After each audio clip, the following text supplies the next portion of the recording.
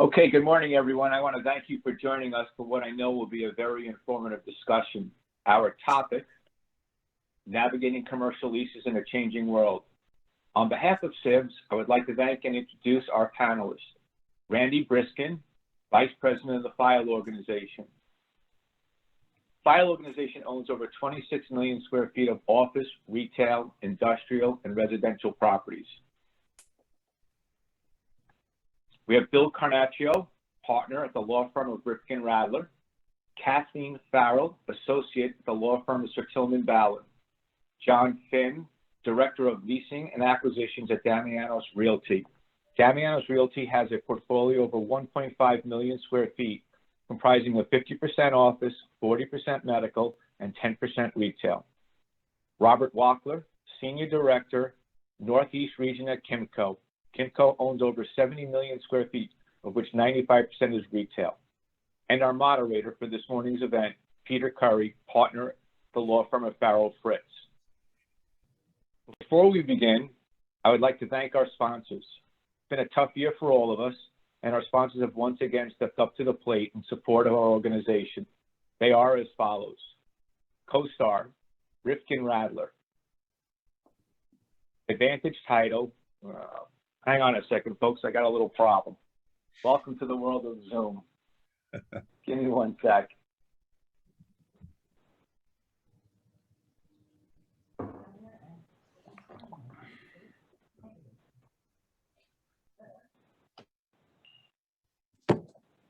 Hendrickson, RXR Sir Tillman Ballard, Environmental, the Levine Organization, Regis, Lovato Property Group, Jovia Financial Credit, Farrell Fritz, Waldner's, ACC Real Estate, Porcelli Deegan Toronto, Ruskin Moscow Faltachek, and Dime. Last week, CIBS hosted our annual golf outing in an effort to return to some normalcy.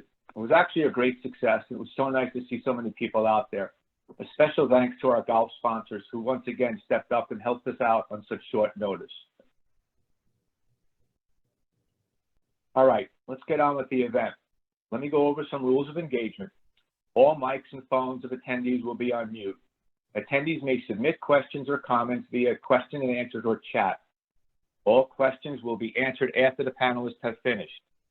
After the panelists have completed the program, we may unmute select attendees to ask questions live. Once again, thank you for joining. It's now my pleasure to introduce Peter Curry, our moderator for this morning's event. Thank you for joining this webinar. I'm going to address my first question. Actually, this webinar will concentrate both on the short-term effect of the pandemic and the long-term effect of the changes that we're going through on real estate. And what I'd like to do is start out with a short-term effect question, which I will address to Randy and Robert. And that is that given that there was a shutdown in in-person property showings, and there is the possibility of going into a new wave of pandemic-related shutdowns, how is the commercial real estate industry adapting to showing space virtually and other ways when people need space and there are people who want to show it? Robert, I'll let you go first and then I'll Sure, no problem. First of all, thank you for having me, guys. I really appreciate it. In terms of showing space, we've been adapting on an ongoing basis. We have, prior to COVID hitting, we have what we call a vacancy profile, which we have somebody go in, inspect the spaces, provide information on all utility services, including HVAC, size of plumbing and gas lines, meter numbers. So we've been a little bit ahead of the curve, including in this vacancy profile is a link to virtually toward all of our spaces. So there's a link on this PDF that we send anybody that's interested. They could go inside, outside. We've had Google drive all of our shopping centers. So it goes, not only can you drive around the common areas of the shopping center, but now we've added the enhancement to take you within the premises. If somebody wants to go and actually see the space, which a lot of people like to do, we've started to install lock boxes on our vacancies, which allows somebody just to go in, lock up, and then put the key back into that lockbox. So that's pretty much how we've been dealing with it. There's been on occasion where I've gone out myself and I popped the door open, let the prospective tenant and broker go see the space, and then we'll discuss any questions that they might have once we get outside and get to a socially appropriate distance, is the new norm word to say these days. So at File, because we have properties in New York City and Long Island, we actually have incorporated some of New York's policies in how we show space even on Long Island.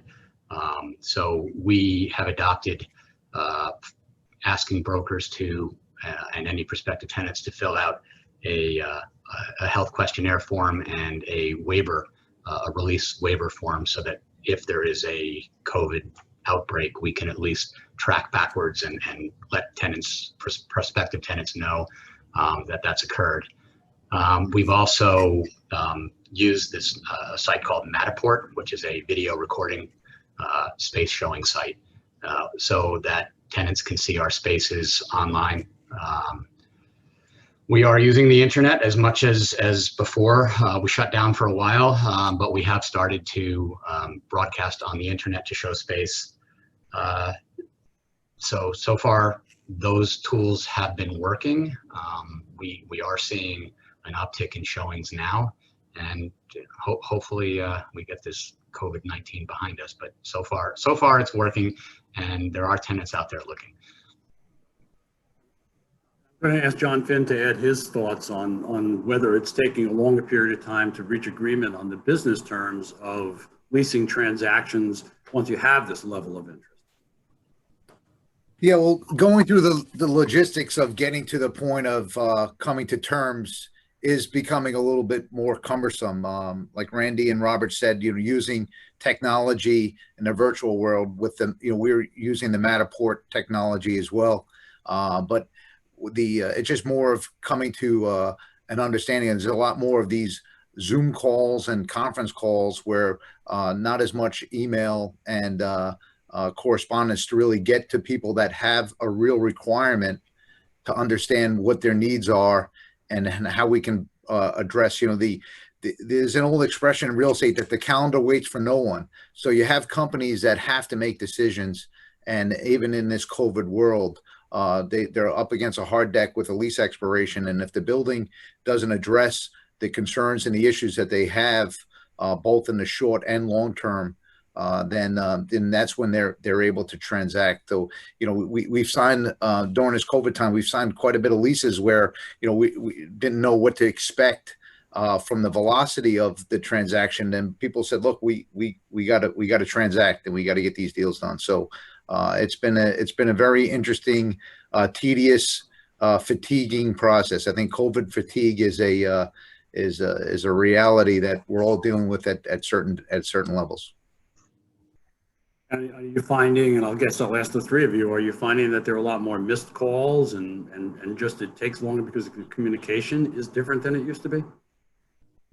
I'll answer that one first. I think that, technology actually almost knew that this virus was going to come. It's actually kind of fascinating that all the technological tools were actually in our hands. We didn't utilize all of them before this, but I would actually say, from my perspective, I've become more efficient in how I can deal with responding to tenant needs, questions, and maybe we're all online a little more than we used to be, but I actually think we've become more efficient at being able to respond.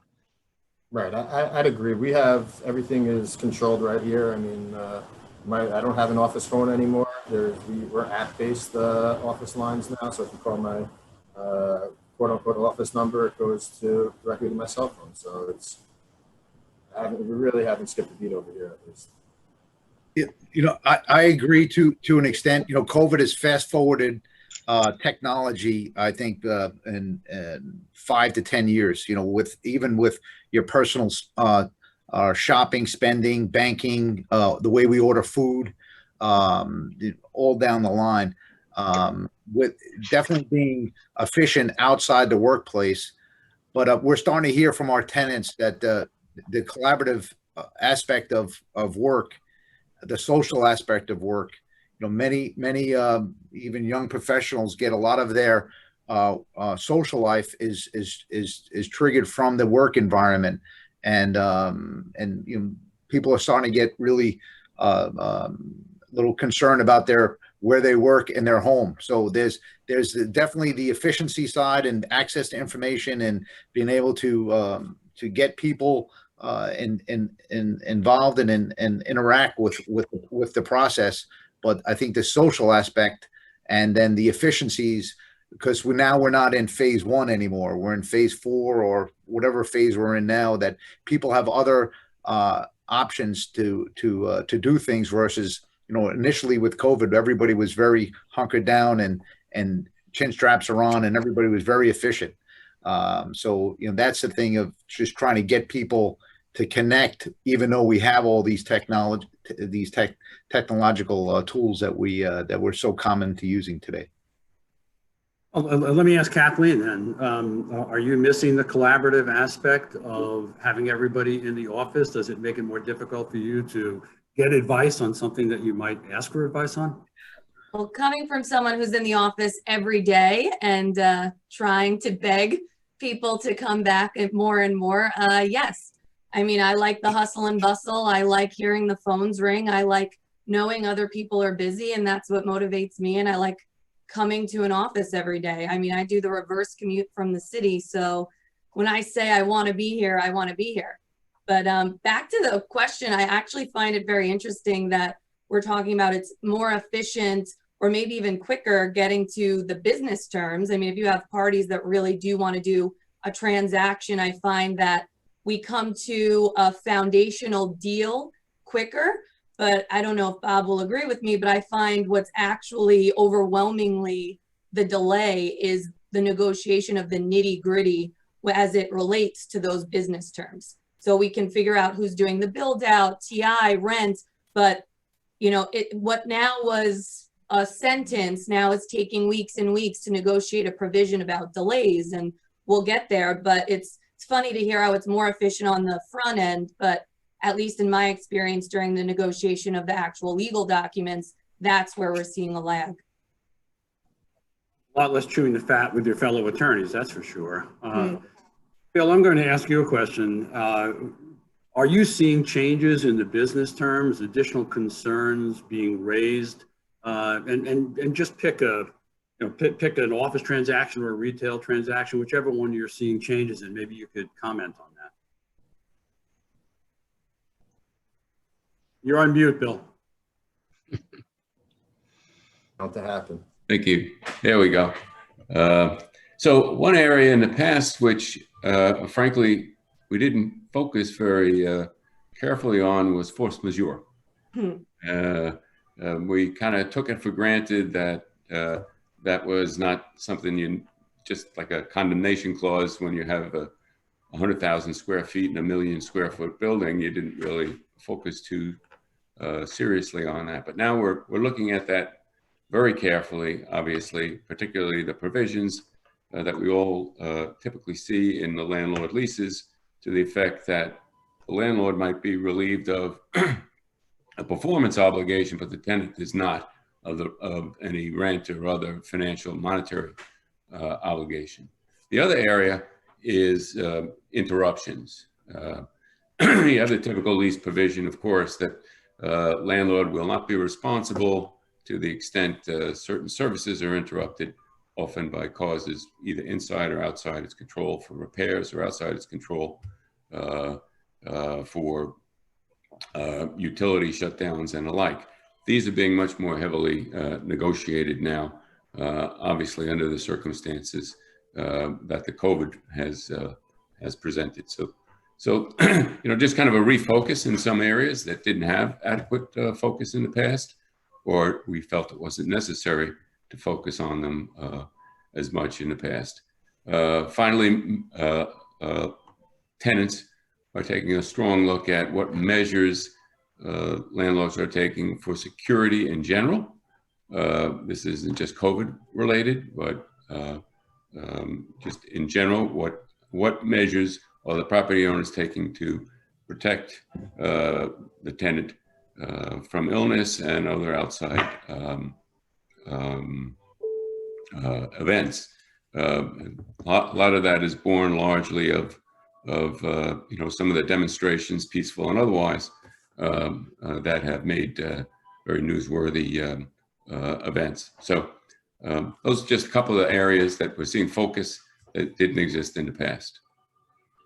Kathleen, I'm going to toss that question over to you also. So the focus is definitely, like you said, it's delays. At the end of the day, force majeure is the focus. And I think definitely prior to a rent commencement date where it's tolling, we're trying to see if they could get rent abatements, early outs, what was once, something that wasn't even on the table. Now property owners certainly are listening to, and we're trying to comb out. But at the end of the day, I agree to his point. We're really just combing out old concepts, but just making it clearer than they once were. And that's really the focus right now.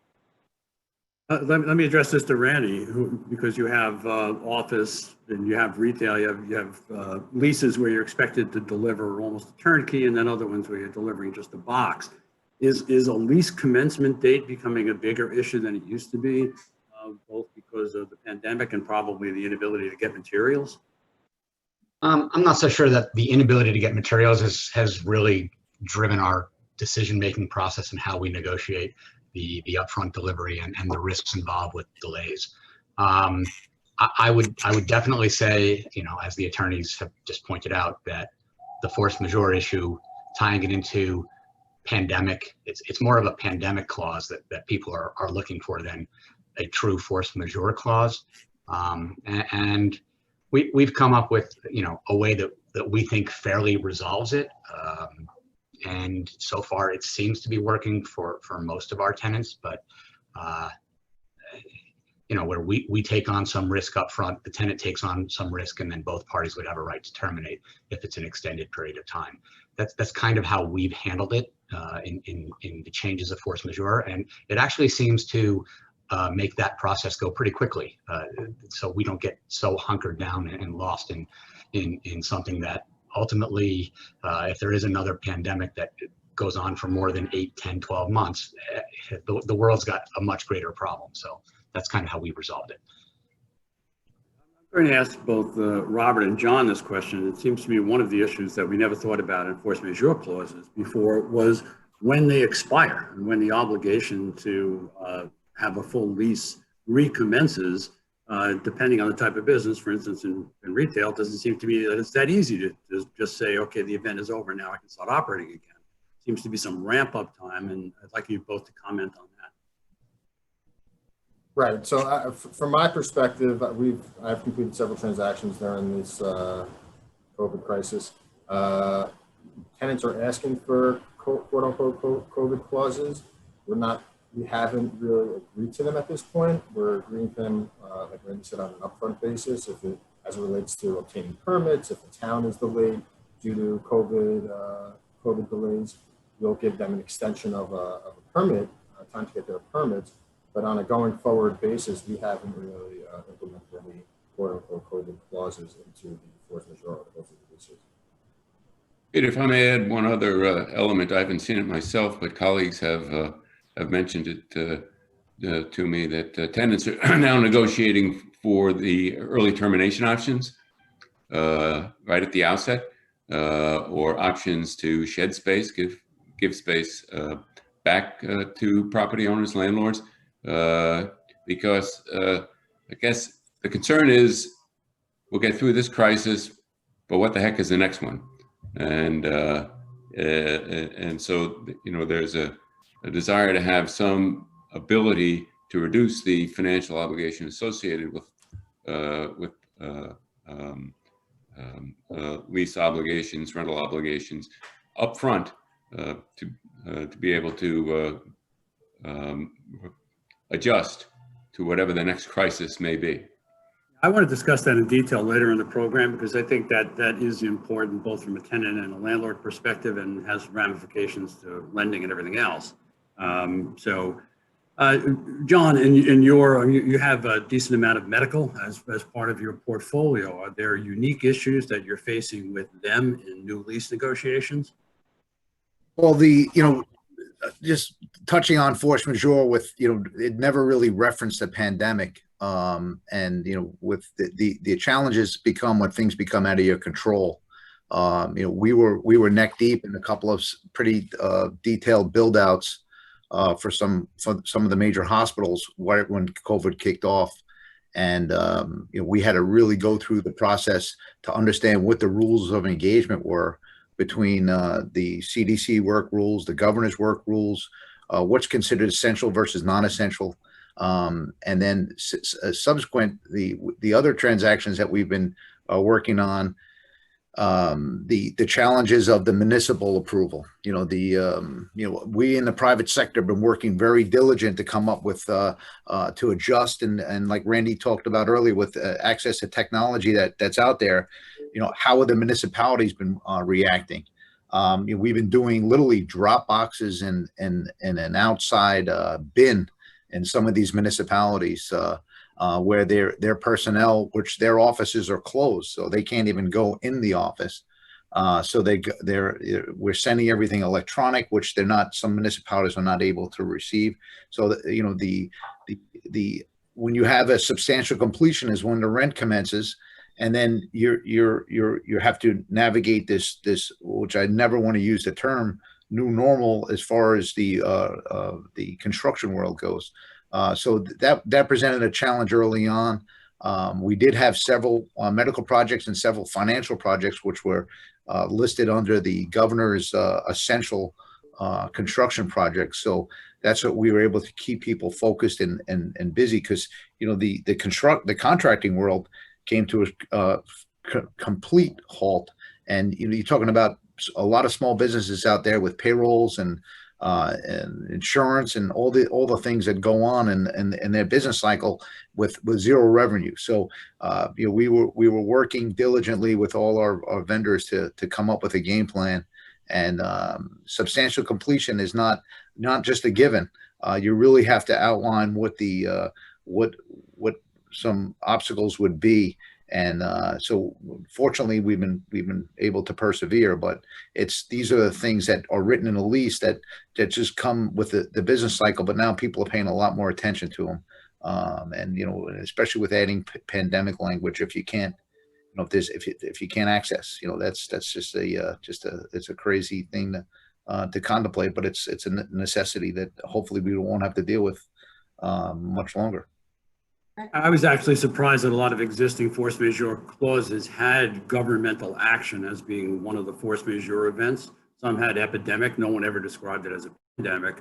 But a lot of the existing clauses had things which could give you pause if you were a landlord about whether they applied to the particular situation. But they'll be a lot more definite now. You can be sure of that. And I think a lot of the force majeure clauses that I've seen have been landlord oriented only, one-sided. And are you now finding, and this is the entire panel, that tenants are very much concentrating on their side of it, and even for renewals or anything else, basically the clause is being taken apart and put back together again entirely in a new way? Yeah, that's certainly the case. We often see a force majeure being governmental action, but it didn't, as you know, the force majeure terms did not relieve the tenant of the monetary obligations. So that is the new hot button in negotiations. Under what circumstances will a tenant be relieved of monetary obligations? As I said, sadly in the past, we just didn't really focus on that language. Now it's become one of intense focus and negotiation. Randy, your thoughts? Yeah, I was going to say, excuse me. I was going to say the same concept is most people didn't understand that a force majeure clause doesn't necessarily, unless it specifically says that, but 9 times out of 10, it does not alleviate the obligation for a tenant to pay rent. It just delays dates, and it's mostly with regard to delivery. There's been a lot of misinterpretations. Look, I'm not a lawyer, but there's been a lot of misinterpretations from tenants over what a force majeure clause actually protects on. And that's why I actually stated before, we've been talking about a pandemic clause as something slightly different than a force majeure clause. And to us, they're separate issues. Right. So earlier leases that happened prior to COVID, I don't think we even scratched the surface of seeing how courts are going to rule on that to see if they're going to broaden the definition of what it was. Whereas everyone in our community kind of knows that, to Randall's point, 9 times out of 10, even 10 times out of 10, it makes it very clear that it has absolutely nothing to do with monetary obligations. Now, for new agreements, the business folks and the lawyers are making sure that we're making very clear what it applies to. But it's still interesting, and I come back to this time and time again, that it comes down to drafting, and you can't, touch on any circumstance, but you can really make yourself less exposed to risk by making sure that you comb through the details and make sure that it makes sense. And an example is that I'm seeing is some people, even a COVID clause, are they treating it as an event and that's what tolls, or is it the delays from the event? So an example, if there's a restriction, but then the restriction is lifted, but for health and safety concerns, your employees still can't come to the office, was the restriction the event, or was it actually the delays that followed from the restriction that you want the benefit of? Yeah, if I can follow up to what I was saying, the real squirrely part to this is there is no one size fits all answer. By example, in retail, if you're a restaurant, a 25% shutdown effectively is 100% profit loss. A 50% shutdown is a real loss, So you can go down the rabbit hole of how these clauses work and never get yourself out, because different tenants have different issues of profitability and sustainability. And there is no real answer for one solution fits all. I was actually going to put Robert on the spot since he's mostly involved in retail, and this is an issue which really impacts that segment of commercial real estate.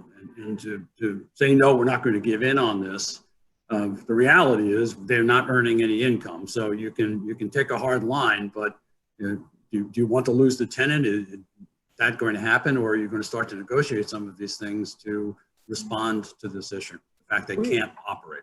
Right. Let me be clear. We are working with our tenants. It may not be necessarily an abatement of rent because they haven't had income. A lot of times we've been working on deferrals. And I'd be lying if I said we didn't offer any sort of abatement to some of our tenants, but it's on a case-by-case basis. And it's really been the new norm of our job these days. My job is in the first 90 days, I'd say, of the pandemic, transitioned from new leasing activity to weathering the storm and working out these sort of deferrals and side agreements with on a tenant-by-tenant, case-by-case basis with information that they're provided. Yeah, I mean, it's interesting you talk about deferrals, because that money is gone forever.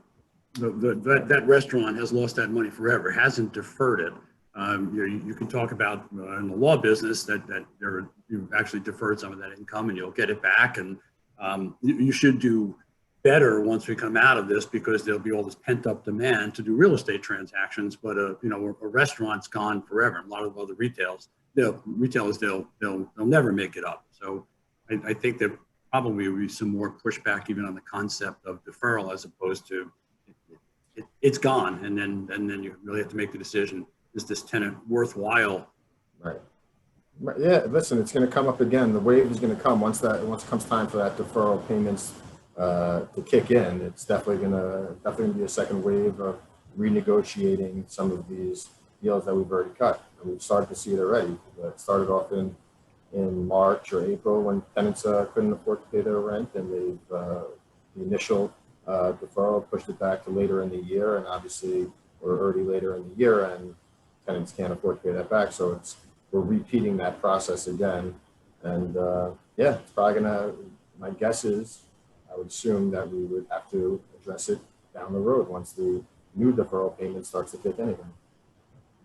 Are there any other force majeure issues which are affecting landlords? I mean, I know you talked about construction, getting approvals, commencement, but it's not just a one-sided issue. It also has an impact on your ability to deliver services. And do you have any comments on that, John, if you could start?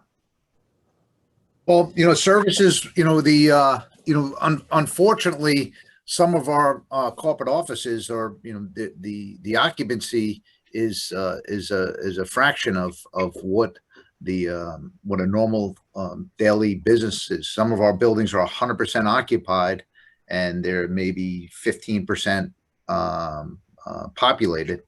And so what we're trying to do though is double and triple our efforts in the cleaning and the orientation of entrance into the buildings with concierge service and signage, and just making we've closed some of our amenities. We've just been the gyms and locker rooms and cafes. So the service aspect of it, we're just trying to mitigate whatever perceived potential issues would arise during this trend. I guess it's a transition. So it's the medical world is going through their changes. We've had a couple of very, very busy medical practices actually establish triage tents in the parking lot, where it's almost like you're going to a front desk of a restaurant where they give you a buzzer, or where it's your turn to be seen by the doctor. They're doing it through text message. They're doing it through email. So these are the things that our staff and our personnel are very much on site constantly in our buildings that are operational, directing people and instructing people, giving them just a better level of comfort that there's certain practices that are being implemented to make people's visits feel that much better. Any effect on your ability to deliver services? From our perspective? No, I was speaking to Randy. Okay. No, I don't think we've had an issue with delivering services necessarily. We have had to deal with a bunch of tenants, particularly anchor tenants, who have all wanted these customer pickup stations. And I can think of one in particular whose lease was expiring and it became a condition of a renewal. We've actually tried to head that off at the pass, and we have volunteered to give customer pickup locations without naming tenants as specific sites, just a 15-minute pickup area with a landlord right to take it back, so that we can hopefully not have a gun to our head on a renewal that says it has to be ours and it's a condition of a renewal. So we're hoping by having volunteered it that the issue goes away in a lease renewal, and we'd still have the right to terminate it if we needed to. But we definitely, that's been probably the biggest immediate issue of new services that didn't exist before that we've now provided. Lawyers are adaptable and inventive. One of the things that's resulted from this is frustration of purpose lawsuits. And I would like Bill and Kathleen to comment on that, and also how to draft to ensure that, I mean, I don't know how well some of the suits are doing, but just to make sure that they can't be brought. So if you could both comment on frustration of purpose. Well, I'll take a stab at it and go first. It's very I find it very difficult to draft those clauses, largely because it requires a bit of crystal balling, which none of us had. I mean, a year ago, did anyone expect that we'd be experiencing what we are today? And the reality is, with so much effective remote technology, is my office, my law office, for example, although we're at like maybe 10% of capacity, is our purpose frustrated? And I guess one of the hallmarks of whether or not you are is what is the, who's frustrating the purpose? You mentioned earlier, government action. The city of New York requires a restaurant to limit its capacity to 25% or 55%, et cetera. So that restaurant's purpose is frustrated. Can you really pin liability on a landlord and shift the financial loss to the property owner because of that type of government action. So I don't know if Kathleen's had better luck than I, but I'm just finding it extremely difficult to craft appropriate language that I think would be effective on a frustration of purpose clause. So it's interesting, again, pre-COVID agreements, I think, I don't know if that's the best avenue for tenants to take, you know, a force majeure event being a frustration of purpose. I think courts are really going to look at this, and to some extent, I mean, if you're a coffee shop owner, whether you're in retail or you're just a standalone restaurant, and someone opens up a newer, hipper coffee shop down the street, I mean, businesses go up and down all the time. You know, if you're just using it as an early out clause or a way to get a rent abatement, I think a lot of people can look at that and say, well, then what's the point of entering a lease at all? But after COVID, I think it's a little different, because at some point, COVID and pandemics are no longer unforeseeable. I think now, again, I hate this term, the new normal, but now we're saying words and thinking of possibilities in life that we may not have prior to March, but at some point now our thinking and our consciousness is different. So going into a transaction, I think both tenants and landlords are more educated. So it's even harder to argue that we frustrated our purpose of what we came to do to agree. And so get back to the original question was, how do you draft that? I mean, it comes down to anything. Can you cover yourself for every scenario? No, but can you mitigate risk and make it clear what the understanding of the parties are? Yes. And whether that's an early termination option and how that's going to play out, and what time and what needs to specifically happen and who needs to notify whom for it to kick in and trigger. I think you can comb those details out, and it's less and less is left to chance and for the courts to decide moving forward. I think I agree with that, and the force majeure clause may be the place in which to deal with it, to indicate that this is the sole remedy for these events occurring, and you know, specifically state that there isn't any frustration of purpose, that these are the remedies. If this event happens, these are the remedies. Now, I wonder if that clause is going to get more negotiated, almost like the casualty clause, where there's a certain amount of time. And if this happens, then it's a temporary abatement. If this happens, then it's a termination event, depending on how long the force majeure event is to occur.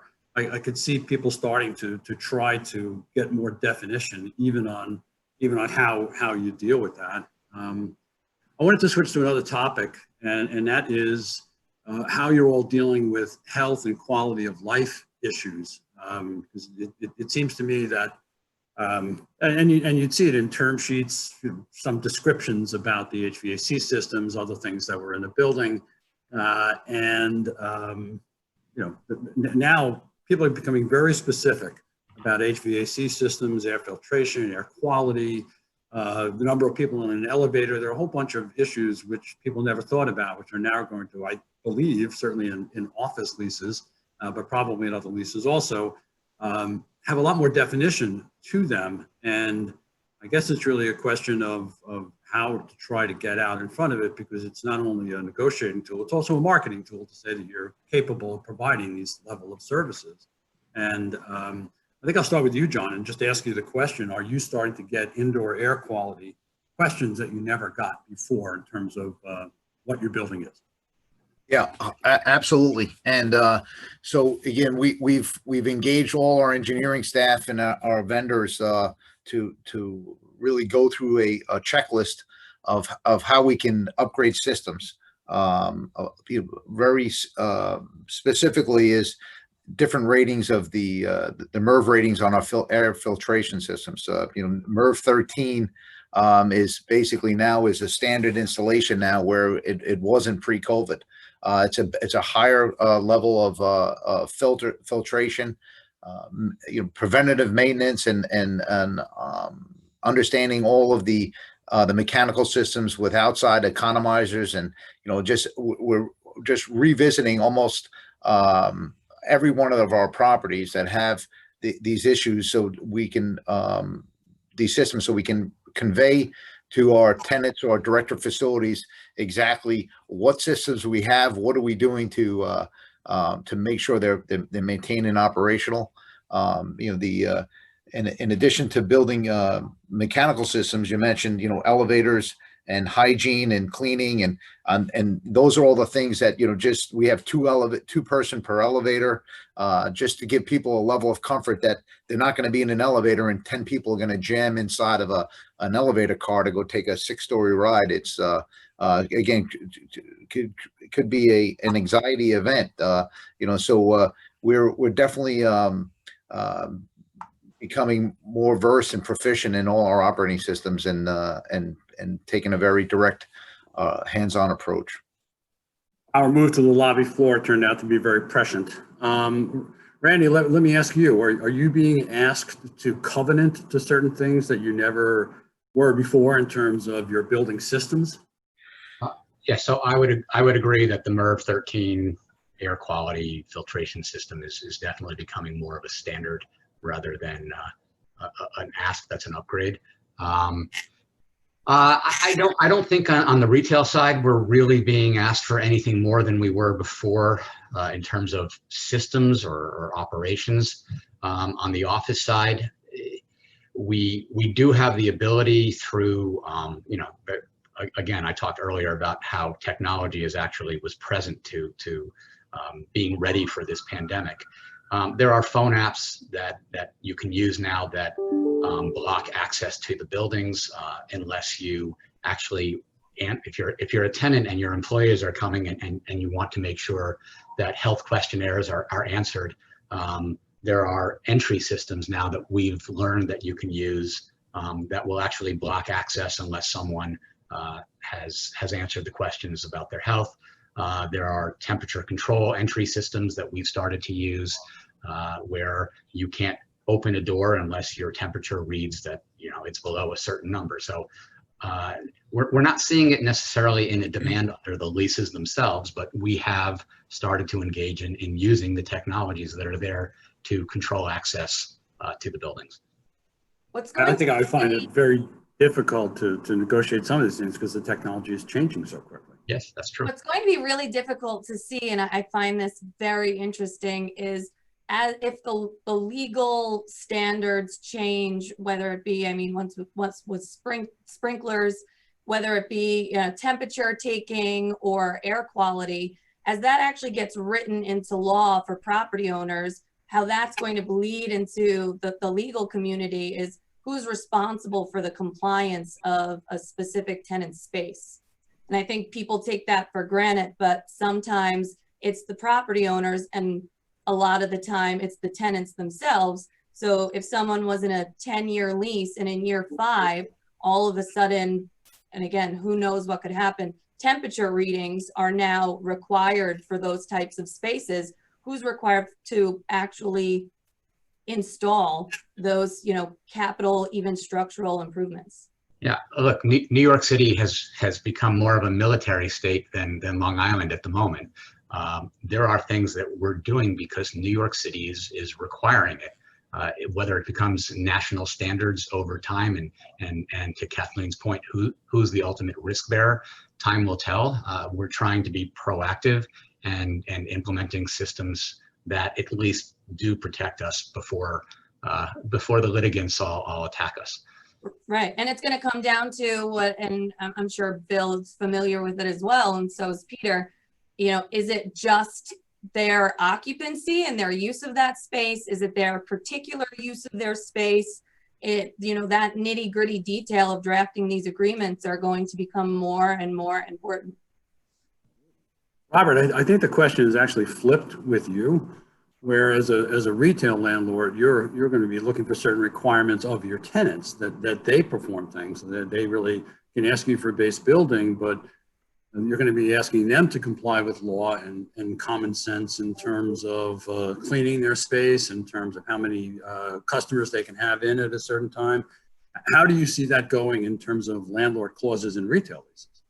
We actually aren't dictating what they can and can't do inside their space. There's governing bodies that that implement the laws and regulations of what goes on in their space. So we haven't been adding anything specific language into the retail leases as it relates to those sort of items. So it's more so in the office world than it is in our world in retail. So we haven't. I still think he gets sued. So. Well, You can sue for anything. I think it's a very important point, Peter, that the measures that some property owners are taking with infrared temperatures, fever sensors, questionnaires, and so on, I don't want to call it window dressing, but I think it's largely ineffective. When you consider that, at least if this statistic is correct, 2/3 of people infected with COVID-19 are asymptomatic. So obviously a temperature sensor or questionnaire is not going to pick them up. If it's not 2/3, it's still a very large percentage. Now, it doesn't mean that these measures should not be taken, because I think it's essential that the occupants of the building feel comfortable in their space. They feel comfortable that the property owner is doing everything that is technologically feasible and that's recommended, or beyond what's mandated, to secure and develop a healthy workspace, at least one where you don't feel uncomfortable coming to the office. So in our particular law firm, we're not mandating that people come to the office. In fact, we're limiting the number of occupants per floor. But we want to make known that those who are asked to come to the office are comfortable that they're entering a safe space. And I think what we're doing in our individual office space, as well as what the owner is doing, helps create that sense that you're not putting yourself at risk by coming to the workplace. And so ultimately, how's this all going to play out in the courts? Who knows, right? But I do agree that it's important to take these measures, whether or not, despite their perhaps limited effectiveness, simply because that's the standard. Yeah, I have my mask right here, which I'll be using. Who's doing, we're talking about extra services that the property owners are performing, but if you take it one step further, what I'm starting to think and even starting to see in my agreements is, are we passing through those costs to the tenants themselves anyway?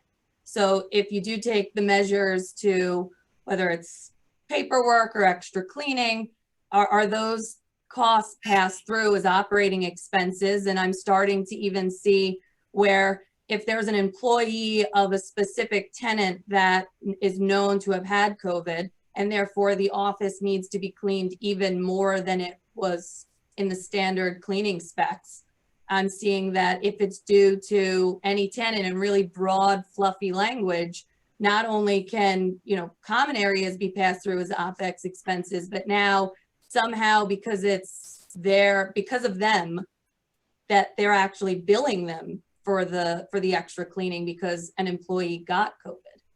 So it'll be interesting to see how that evolves as well. Yeah, I'd like to be the first landlord who tries that one and see how far that goes. I would like to switch to some of the long-term effects of the changing world that we have here.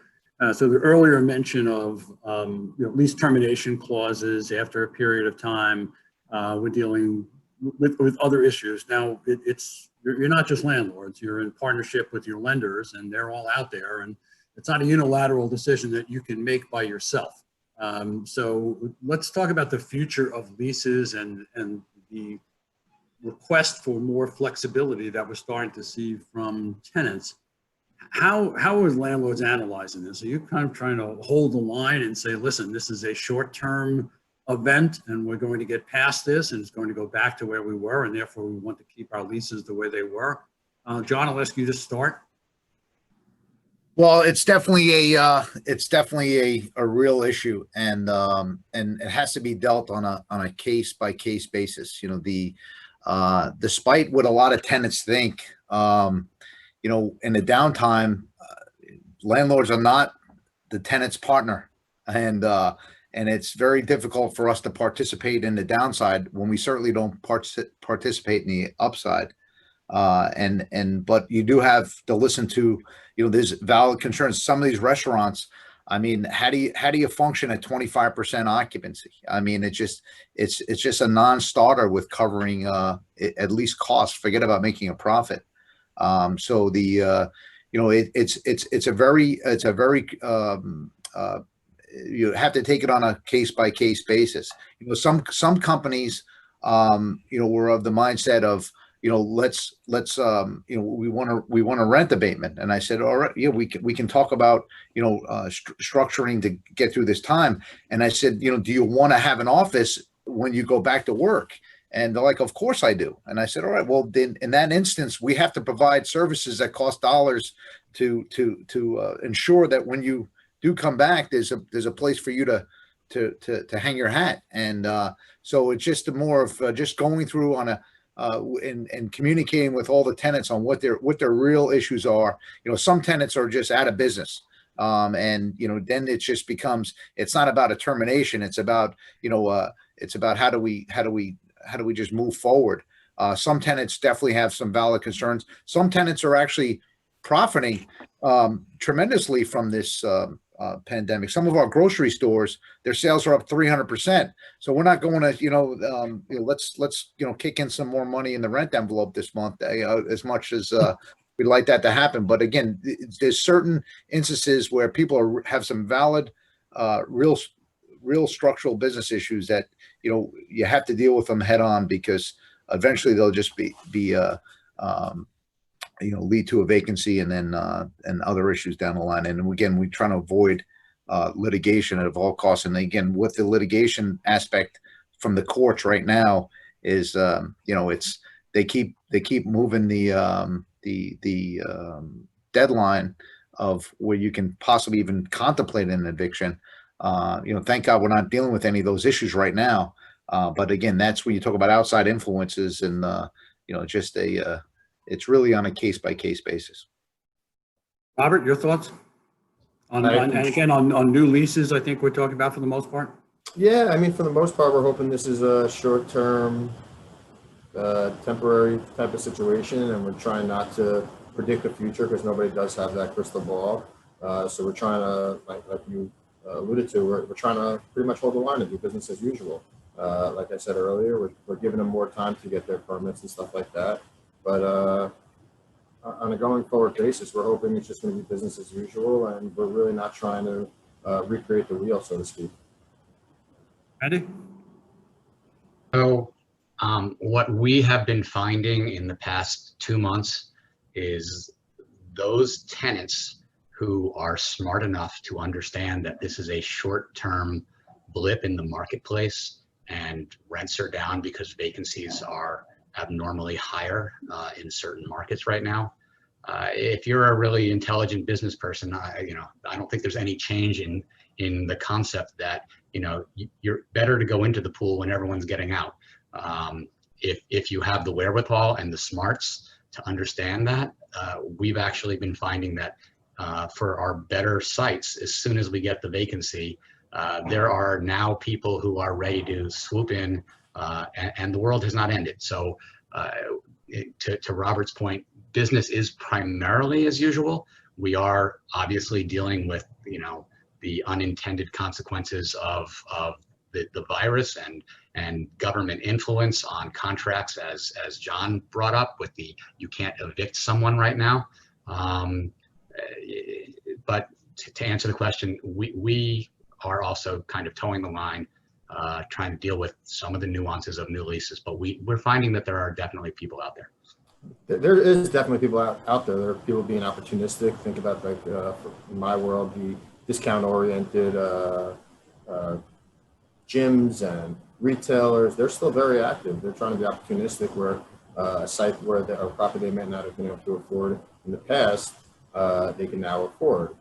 From our perspective, we're trying not to write down the rents as much as these tenants think they should be. We're trying to be more disciplined than that, because the hope is that this is maybe a 1 to 2 year situation, and we're signing leases that could be upwards of 20 to 30 years. So we're not looking to, we might give a slight discount from where market rent was a year or so ago, but we're not trying to lock ourselves in to 20 years of an under market rent at this point. Or I guess termination rights and other things that you can't go to your lender and they're going to look back at you. One interesting thing, we had a webinar last week where some government representatives, now these are on Long Island, not in the city, essentially said, we're starting to look at this and we're starting to rethink our own regulations and our own statutes to allow more flexibility, because they're starting to see that the inevitable loss of tax base by all these businesses going out of business, that maybe they, sidewalk dining and things they never would have contemplated before, allowing people to do pickup on the street. They're actually changing their attitudes in an attempt to keep their tax base up. And for governmental entities to be out in front of this is shocking. So I'm looking forward to, hopefully they'll consider this as a long-term response to what may be a short-term issue, but it would provide more flexibility to tenants in the event this comes around again. I'm actually going to open up the floor for questions. This will be the first time I've ever done a Zoom question and answer. So we have a bunch of questions that we've been asked. The old question about, with bankruptcies on the rise, are landlords starting to ask more for letters of credit rather than cash security deposits? And I guess the question is, how is that going? Is that something that you've increased your thinking on and your demand for? I can chime in a little bit on that. We had already started, and at the file organization, we're probably more concerned about mitigation of risk than, we all want our top dollar rent, but mitigation of risk is a key issue in how we analyze leases. The good guy guarantee really has taken front and center during this. We recognize that we're not going to want to necessarily bankrupt a tenant, but if they're going to be using our space, it's more important to me to get a good guy guarantee and some kind of cash security. But I don't think we're asking for more than we were before. I agree. We're not asking. We're not trying to pull people to the fire. It's we examine their financials, we examine their credit, we understand they want to get a business model that they're looking to implement, and yeah, it's. I think the question is more whether you would switch more toward a letter of credit rather than cash security. We already have always preferred a letter of credit to cash because of bankruptcy laws, but we take what we can take. Yeah, they're really a pain. You can spend the last couple of weeks before your lease goes final just trying to negotiate the terms of the letter of credit and get some bank to actually issue it. But a related question, because of the delay in eviction actions or the prohibition against them, you have self-help clauses in a lot of your leases. And I wonder if this delay in the ability to do an eviction might cause you to shift to self-help, lock out a tenant who's not making any rent payments, and whether you would consider that when you never would have considered it before. I think again, I'm not a lawyer, but I think the risk of damage claims that if you improperly evict a tenant, certainly in New York City, I don't know about Long Island and I'm not a lawyer, but that risk, it wouldn't be worth it to us.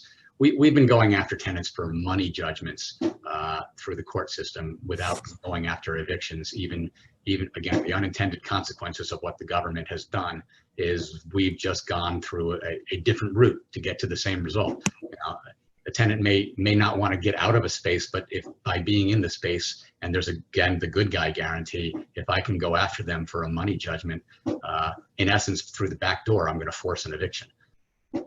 Yeah, I think you're right, Randall. We've seen clauses where, in the case of a default, the landlord can do some self-help remedies such as cut off utilities. Now, it seems to me that if that type of self-help remedy was to be deployed, that's a constructive eviction. So you may not be bringing an action to evict, but it's essentially an eviction.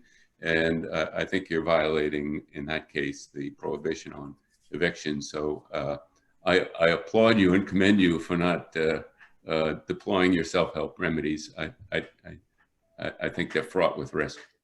And I mean, I think I have, if they do get in front of a judge, you're going to want to show that you've tried everything that you could try and acted in good faith on both sides. And I think that, especially when the pandemic hit, that was everyone's goal. And I think that's how everyone was starting to come to the table. So even if the end result might be the same, you certainly don't want to do anything that might have the court not look in your favor, that could, ultimately sway their judgment one way or another. I guess these are the ones we're hoping not to go to court at all by virtue of your default and remedies clause, where you made a declaration that the lease is over by its terms by virtue of you sending notices. It's now over, and therefore you have the right to do things, and therefore they have no recourse to court. I think the reality is that that's a slippery slope, or you better be right. Exactly. the lawyers are going to get rich. No, this is how you don't use us. Just go in and lock the door. I don't need a lawyer. I can lock the door. So any other final thoughts that you may have on where we're going? I just would like people essentially to sum up, and I'm going to go along my route here and just say, John, any final thoughts that you have? Well, I think, we've been through Superstorm Sandy, we've been through September 11th, but I don't think anybody can even fathom what we're going through now. There's an old expression in real estate that if New York City sneezes, Long Island catches a cold. And by every metric of what's going on in the real estate market in Manhattan, with the way that market is going right now, it's definitely going to bring some clouds to Long Island. I would think.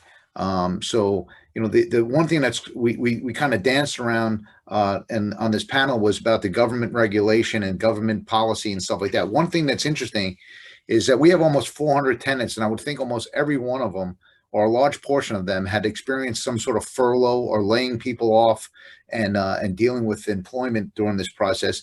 I haven't seen one municipality, not one village, not one county, not one state, not one township lay off not even one single employee. So everybody on the government side is deemed essential.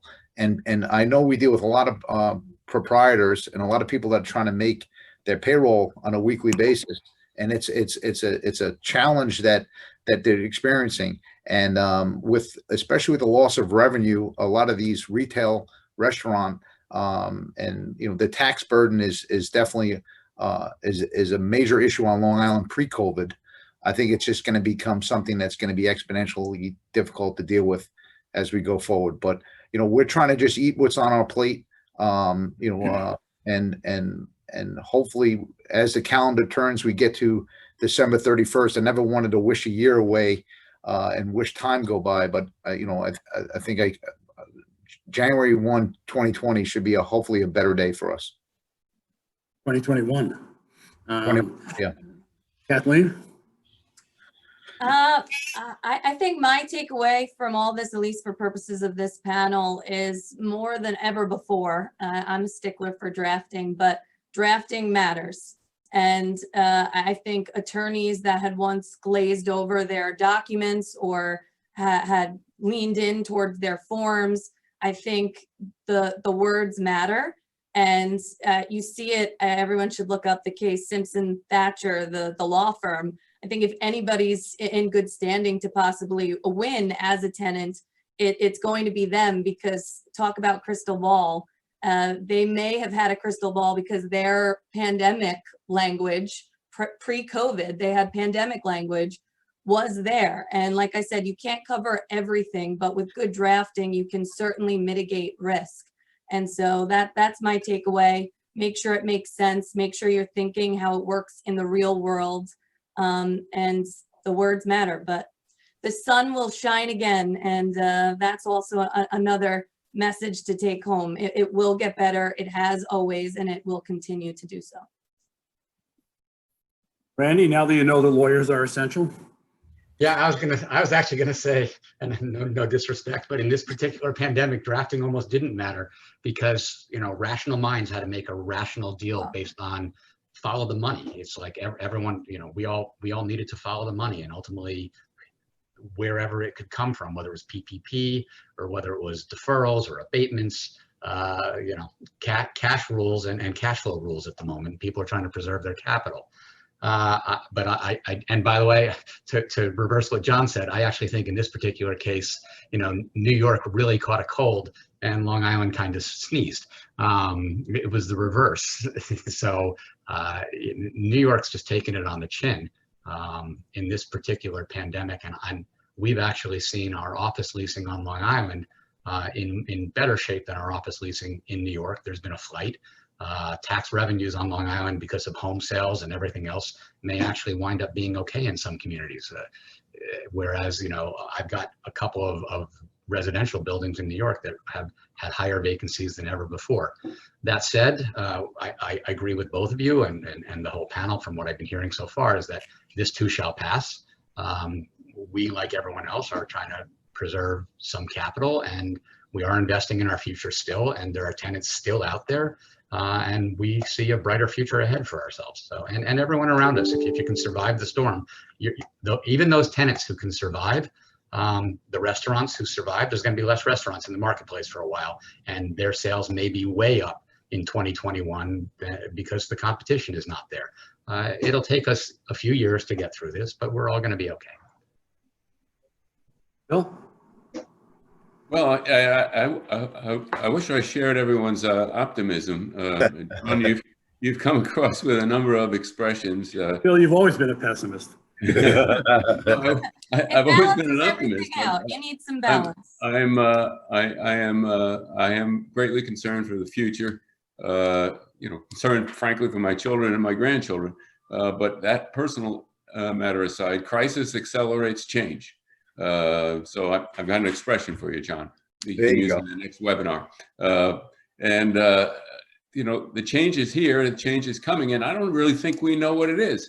I've heard Kathleen being a little sunny about this, and Randy, you as well. But putting medical offices aside, I don't know what the future of office space is going to be under circumstances where I saw a study that indicated about 40% of office workers can conceivably and effectively, can effectively do their work remotely.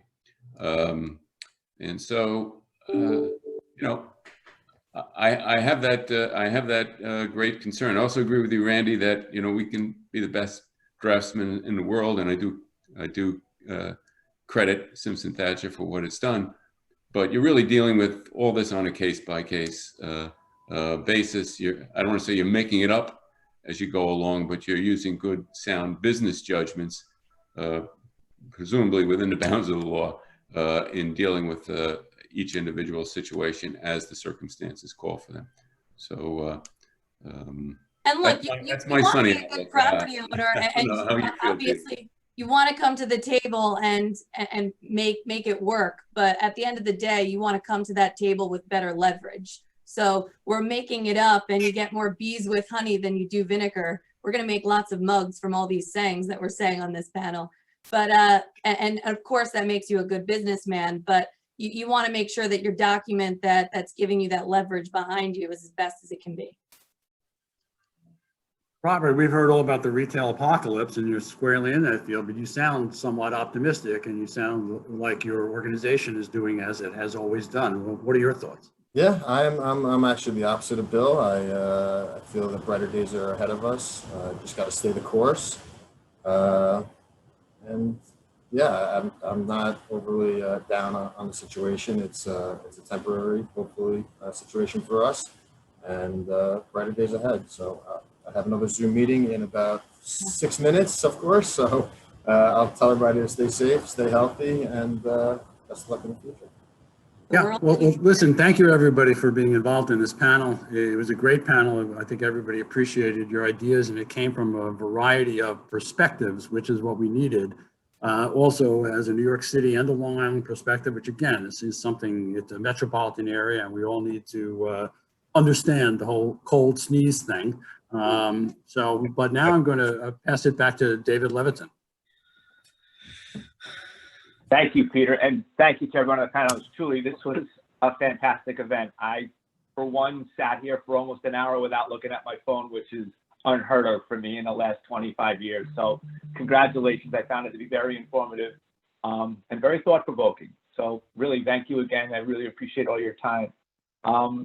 Just want to announce that for the Sims membership, we're not going to be hosting our annual end of the year dinner, but instead we're going to be sending a special package out to all of our members, and we're actually having a special. If you're not a member and would like to join, please sign up now and for 2021, and you'll be eligible to partake in our end of the year event, which, like I said, you'll receive a special package at home and a pretty interesting Zoom concept that we're putting together. So I want to thank everybody for their time this morning. I wish everyone a great day. Awesome. Have fun. Thank you. Thanks All for right, having thank me. you. All right, bye-bye, everyone. Thank you. Bye-bye. Thank you.